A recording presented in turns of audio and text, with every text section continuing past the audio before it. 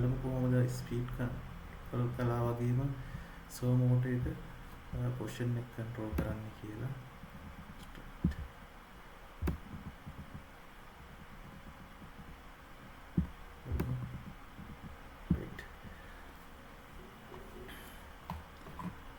මේ තියෙන අපේ ඉන්ටර්ෆේස් එක මේකත් මම HTML සහ JavaScript වලින් හදාගත්තේ. මේකේ තියෙන මොඩ් දෙකක් අපිට manual mode එකෙන් පුළුවන් normal PLC software එක හරහා මේක control කරන්න. auto mode එකේ පුළුවන් අපිට මේ software එක පාවිච්චි කරලා මේ හදාගත්ත web page එක පාවිච්චි කරලා මෙයාගේ position control කරන්න.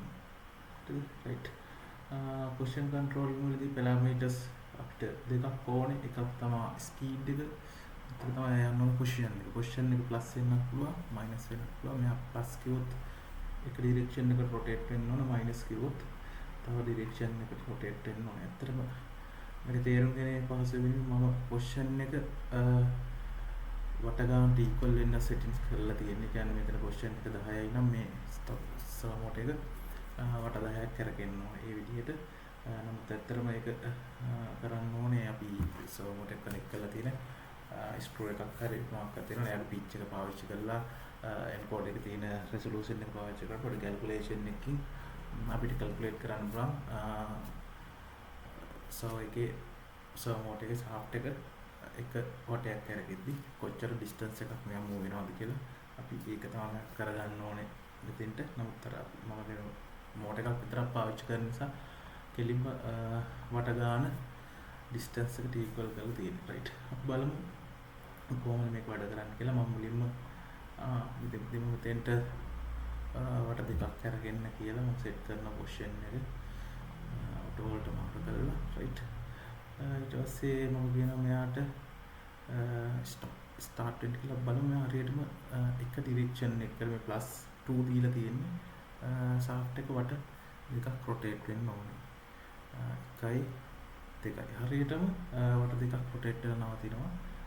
අපි මේක -2 දාලා බලමු. -2 okay -2 දැන් මෙයා අනිත් direction එකකට වට දෙකක් හරියටම කරගෙන බලමු අපි 1යි 2යි.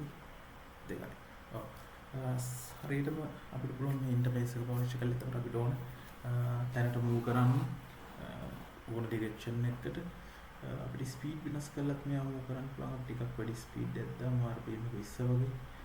අපි දෙමු මෙයාට වට 10ක් කරගෙන කියලා. right බලමු commands එක මොකද මෙයා දැන් clockwise වට 10ක් කරගෙන ඕනේ. 1යි 2යි 3යි 4යි 5යි 6යි 7යි 8යි 9යි 10යි හරියටම අපි දෙන RPM එකකින් අපි කියන අපිට අපි decide කරනවට ගන්න යාට කරකෙන්න පුළුවන්. right අපි මෙහා දෙමු S direction එකට වට 20 කරගෙන කියලා. මොකද වෙන්නේ බලමු. set කරන speed එක right rotate කරන දෙනවා. දැන් ඔයාලට වෙනවා මෙයා reverse direction එකට ඕනවට ගන්න කරගෙන. ඉතින් මේ විදිහට තමයි position control වෙන්නේ servo motor එකට.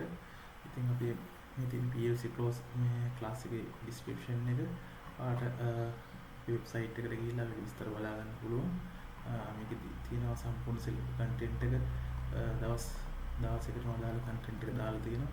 content එක read කරලා බලන්න පුළුවන්. බලලා හරි දැනගෙන අපේ class එකට join වෙන්න පුළුවන්. right අපි ඊළඟට අලුත් වීඩියෝ එකකින් හම්බ වෙමු.